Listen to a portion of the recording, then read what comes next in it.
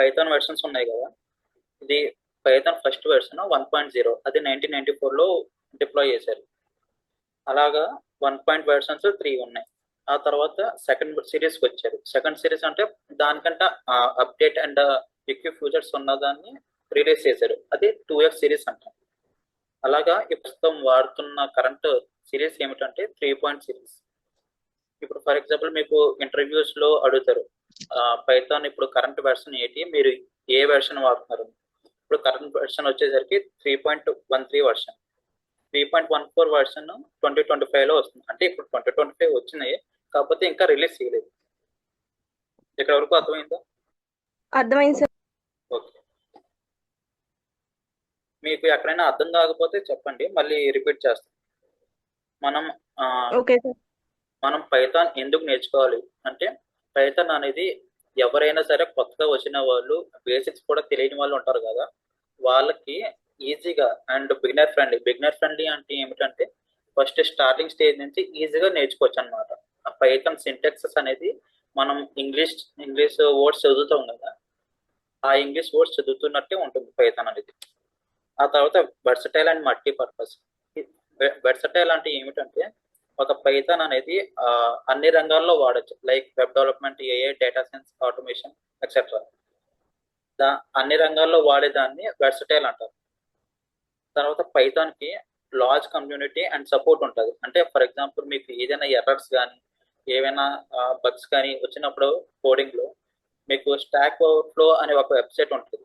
ఆ వెబ్సైట్ లో వెళ్ళి పోస్ట్ చేస్తే చాలా మంది కోడర్స్ అండ్ డెవలపర్స్ కూడా మీకు హెల్ప్ చేస్తారు. దాన్ని లార్జ్ కమ్యూనిటీ అండ్ సపోర్ట్ అంటారు. ఆ తర్వాత క్రాస్ ప్లాట్ఫామ్ కంపాటబిలిటీ. అంటే మీరు ఇప్పుడు విండోస్ లో మీరు కోడ్ రాశారు, ఆ కోడ్ రాసిన దాన్ని మీరు మ్యాక్ ఓఎస్ లో అండ్ లైనక్స్ లో కూడా ఎగ్జిక్యూట్ చేయొచ్చు. అంటే Windows, Mac OS and Linux ఏమిటంటే ఆపరేటింగ్ సిస్టమ్స్ అన్నమాట. ఆపరేటింగ్ సిస్టమ్స్ అంటే ఏమిటంటే మనం కంప్యూటర్ తో ఎలాగ కమ్యూనికేట్ అవ్వాలి అన్న దాన్ని ఆపరేటింగ్ సిస్టమ్ అంటారు అన్నమాట. So Windows, Mac OS, Linux అన్నవి ఆపరేటింగ్ సిస్టమ్స్ అన్నమాట. ఆ తర్వాత హై డిమాండ్ అండ్ జాబ్. ఇప్పుడు మీకు తెలిసిందే పైథాన్ అనేది ఎంత డిమాండ్ ఉందో మార్కెట్ లో. పైథాన్ లో ఏమిటంటే చాలా లైబ్రరీస్ ఉంటాయి, లైక్ పాండాస్ అని, నంపై అని, సైలర్న్ అని, మ్యాట్ప్లాట్ అని, ఇంకా చాలా లైబ్రరీస్ ఉంటాయి. ఆ లైబ్రరీస్ తో మనం AI, deep learning, web development మొత్తాన్ని డెవలప్ చేయొచ్చు. అందుకని తర్వాత సపోర్ట్స్ మల్టిపుల్ ప్రోగ్రామింగ్ పారాడైమ్స్ అంటే మీరు ఊప్స్ కాన్సెప్ట్ విన్నారా? విన్నాం సార్. ఆ ఊప్స్ కాన్సెప్ట్ కూడా ఒక స్ట్రక్చర్ అండ్ అప్రోచ్ ఫాలో అవుతుంది. ఆ స్ట్రక్చర్ అండ్ అప్రోచ్ ఫాలో అయ్యేదాన్నే ప్రోగ్రామింగ్ పారాడైమ్స్ అంటారు. ప్రోగ్రామింగ్ పారాడైమ్స్ లో సెవరల్ టైప్స్ ఉంటాయి. అది object oriented, procedural and function programming. ఈ programming paradigms types and Python అవి కూడా సపోర్ట్ చేస్తుంది. తర్వాత ఎఫిషియెంట్ అండ్ స్కేలబుల్. పెద్ద companies like Google, Netflix, Instagram కూడా ఇప్పుడు పైథాన్ కూడా వాడుతున్నాయి. తర్వాత ఆటోమేషన్ అండ్ స్క్రిప్టింగ్. ఆటోమేషన్ అంటే ఏంటంటే ఫర్ ఎగ్జాంపుల్ ఇప్పుడు కాల్ సెంటర్స్ ఉన్నాయి కదా, రోజు ఒకే టాస్క్ చేయాలి. ఆ రోజు ఒకే టాస్క్ చేస్తే దాన్ని ఆటోమేషన్ అంటామన్నమాట. ఆటోమేషన్ కూడా ఇప్పుడు పైథాన్ రీప్లేస్ చేస్తుంది. ఫ్యూచర్ ప్రూఫ్ లాంగ్వేజ్ అంటే పైథాన్ కి కొత్త అప్డేట్స్, కొత్త ఫ్యూచర్స్ యాడ్స్ అవుతూ రిలీజ్ చేస్తారు. దాన్ని ఫ్యూచర్ ప్రూఫ్ లాంగ్వేజ్ అంటారు. అప్లికేషన్స్ ఆఫ్ పైథాన్ దేంట్లో వాడుతున్నారు? పైథాన్ అనేది వెబ్ డెవలప్మెంట్ లో, డేటా సైన్స్ లో and desktop applications, automation, gaming లో, ఆర్టిఫిషియల్ ఇంటెలిజెన్స్ వాడుతున్నారు. ఇప్పుడు ఒక్కొక్కటి దాన్ని మనం డీటెయిల్ గా డిస్కస్ చేసుకుంటాం. వెబ్ డెవలప్మెంట్ లో ఎలాగంటే డీజాంగో ఫ్రేమ్వర్క్ అని ఉంటుంది అండ్ ఫ్లాస్క్ ఫ్రేమ్వర్క్ కూడా. ఆ 2 ఫ్రేమ్వర్క్స్ ని పైథాన్ లాంగ్వేజ్ లో ఇంప్లిమెంట్ చేశారు. సో ఈ ఫ్రేమ్వర్క్స్ ద్వారా మనం web development, web apps, websites తయారు చేయొచ్చు. డేటా సైన్స్ లో అంటే ఇవన్నీ డొమైన్స్ అన్నమాట. అంటే పైథాన్ లోనే ఒక సెవరల్ డొమైన్స్. వెబ్ డెవలప్మెంట్ ఒక డొమైన్, డేటా సైన్స్ ఒక డొమైన్, మెషిన్ లెర్నింగ్ ఒక డొమైన్, సైబర్ సెక్యూరిటీ ఒక డొమైన్ అలాగన్నమాట. సో డేటా సైన్స్ కి పాండాస్, నంపైస్ వాడతాం అండ్ మ్యాట్ప్లాట్ లైబ్రరీ వాడతాం. అనలిటిక్స్ ఉన్నాయి కదా. ఇప్పుడు మీరు క్రికెట్ చూస్తారు, క్రికెట్ లో మనకి బార్ గ్రాఫ్స్ కనబడతాయి, ఎవరు ఎంత కొట్టారు, ఎవరు ఎక్కడ అవుట్ అయ్యారు అనేది. అదన్నీ డేటా అనాలిసిస్ అన్నమాట. సో అది కూడా పైథాన్ లోనే డెవలప్ చేస్తారు. ఆ తర్వాత మిషన్ లెర్నింగ్. మిషన్ లెర్నింగ్ లో లైబ్రరీస్, లో సైకిట్, పైటార్చ్ అనేది యూజ్ చేస్తారు. ఆ తర్వాత cyber security and ethical hacking. Cyber security అంటే తెలుసు కదా, మనకి సెక్యూరిటీ ప్రొవైడ్ చేసిన మన వాడుతున్న అప్లికేషన్స్ కి సెక్యూరిటీ ప్రొవైడ్ చేయాలి, దాన్ని సైబర్ సెక్యూరిటీ అంటాం. అండ్ ఎథికల్ హ్యాకింగ్ లో కూడా మనం దీన్ని వాడచ్చు. ఆటోమేషన్ అండ్ స్క్రిప్టింగ్ కూడా మనం పైథాన్ రిప్లేస్ చేస్తుంది ఈ మధ్య. తర్వాత గేమింగ్ డెవలప్మెంట్. గేమింగ్ డెవలప్మెంట్ లో పైగేమ్ అన్న లైబ్రరీని వాడతాం. సో పైగేమ్ అన్న లైబ్రరీని యూజ్ చేసుకుని మన గేమ్స్ కూడా డెవలప్ చేసుకోవచ్చు. IoT embedded system, Raspberry Pi అన్న దానికి మైక్రో కంట్రోలర్స్ వాడతాం. ఫైనాన్స్ అండ్ ఫిన్టెక్ లో స్టాక్ మార్కెట్ రిలేటెడ్ అనాలిసిస్ ఉంటుంది కదా, ఆ అనాలిసిస్ కి మనం అల్గోరిథం ట్రేడింగ్ అంటాం. అంటే ఫర్ ఎగ్జాంపుల్ ఒక కోడింగ్ లో ఒక అల్గోరిథం ఏంటంటే ఒక సీక్వెన్స్ ఆఫ్ స్టెప్స్. మనకి ఫేస్బుక్ అల్గోరిథం ఉంది కదా, ఆ ఫేస్బుక్ అల్గోరిథం అంటే మనం ఏదైనా పోస్ట్ చేసినప్పుడు ఎంతమందికి చూపిస్తుంది, మంది లైక్స్ అండ్ కామెంట్స్ చేస్తే మరి కొంతమందికి అంటే ఇంకో 20 మెంబర్స్ కి చూపిస్తుంది. అలాగే ఒక అల్గోరిథం మెయింటైన్ చేస్తారు. సో అల్గోరిథమ్స్ అనేవి చాలా ఉంటాయి. సో మార్కెట్ రిలేటెడ్ గా స్టాక్ మార్కెట్స్ అవన్నీ అల్గోరిథమ్స్ తో బేస్ చేసుకుని పైథాన్ వాడతారు. బ్లాక్ చైన్ అండ్ క్రిప్టో కరెన్సీలో కూడా పైథాన్ వాడతారు. నెట్వర్కింగ్, మొబైల్ డెవలప్మెంట్ లో ఫ్రేమ్వర్క్స్ కివి అండ్ బీవేర్ అన్న ఫ్రేమ్వర్క్స్ వాడతారు అన్నమాట. సో ఇప్పుడు పైథాన్ ఇంటర్ప్రిటర్ అంటే ఏమిటి అని తెలుసుకుందాం. ఫర్ మీకు ఒక ఇంటర్వ్యూలో క్వశ్చన్ వేయచ్చు, పైథాన్ అనేది స్క్రిప్టింగ్ లాంగ్వేజా, ప్రోగ్రామింగ్ లాంగ్వేజా? Python supports both scripting and programming language based on purpose.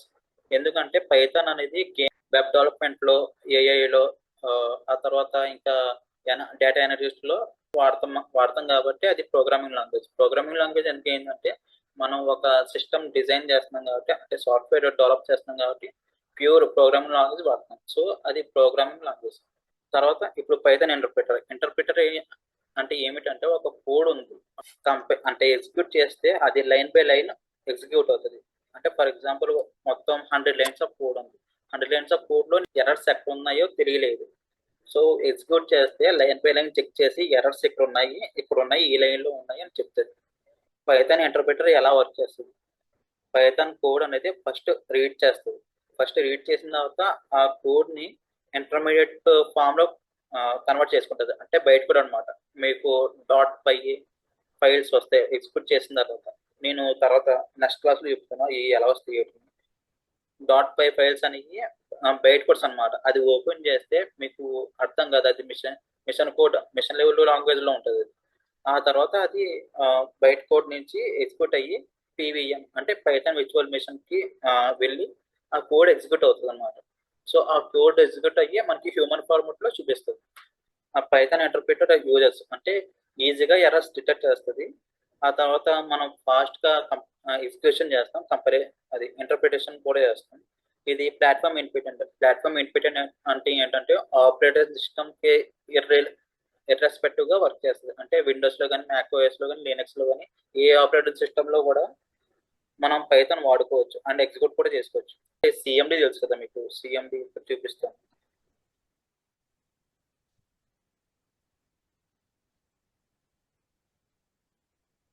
ఇక్కడ సెర్చ్ లో మీకు సిఎండి అని టైప్ చేస్తే కమాండ్ ప్రాంప్ట్ అని ఉంటుంది, అది ఓపెన్ చేశారు అనుకోండి, ఇది కమాండ్ ప్రాంప్ట్ అనమాట. సో దీన్నే మనం టర్మినల్ అని కూడా పిలుస్తారు.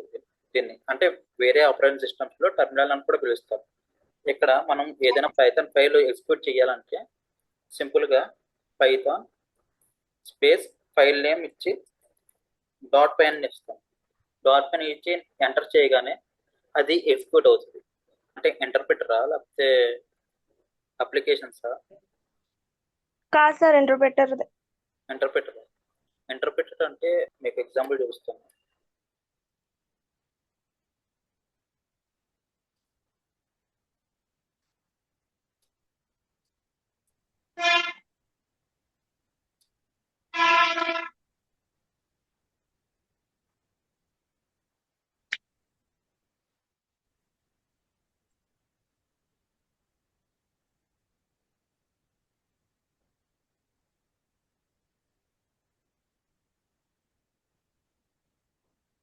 ఫర్ ఎగ్జాంపుల్ ఈ కోడ్ ఉంది కదా, 1 2 3 4 5 6 సిక్స్త్ లైన్ వరకు ఉంది ఈ కోడ్. సో ఇంటర్ప్రిటర్ ఏం చేస్తుంది అంటే మొత్తం ఫస్ట్ నుంచి లాస్ట్ వరకు చెక్ చేస్తుంది. First line by line. For example ఇక్కడ వరకు చెక్ చేస్తుంది. ఇక్కడ వరకు చెక్ చేసిన తర్వాత ఏదైనా ఎర్రర్స్ ఉన్నాయా అని చెప్తుంది అనమాట. ఎర్రర్స్ లేకపోతే ఎగ్జిక్యూట్ అయిపోతుంది. తర్వాత సెకండ్ లైన్, తర్వాత థర్డ్ లైన్, తర్వాత ఫోర్త్ లైన్, తర్వాత ఫిఫ్త్, సిక్స్త్. ఫర్ ఎగ్జాంపుల్ ఇక్కడ నేను కామా తీసాను. ఇప్పుడు రన్ చేస్తే ఎర్రర్ వస్తుంది. ఎర్రర్ వచ్చింది కదా.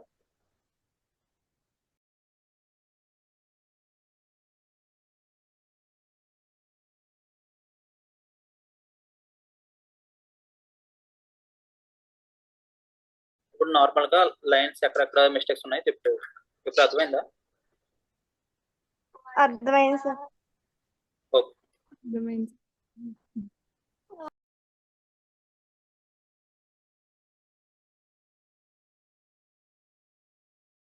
పైథాన్ లో ఇంటర్ప్రిటర్స్ ఉంటాయి కదా.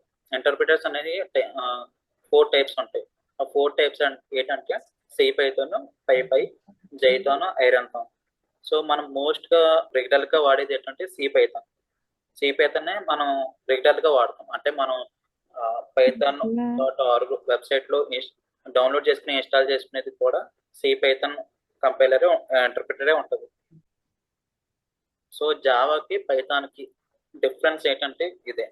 జావాలో ఒక హలో వరల్డ్ అనేది ప్రింట్ చేయాలంటే ఇదంతా రాయాలి. అదే పైథాన్ లో హలో వరల్డ్ అని ప్రింట్ చేయాలంటే సింపుల్ ఒక లైన్ లో రాయాలి.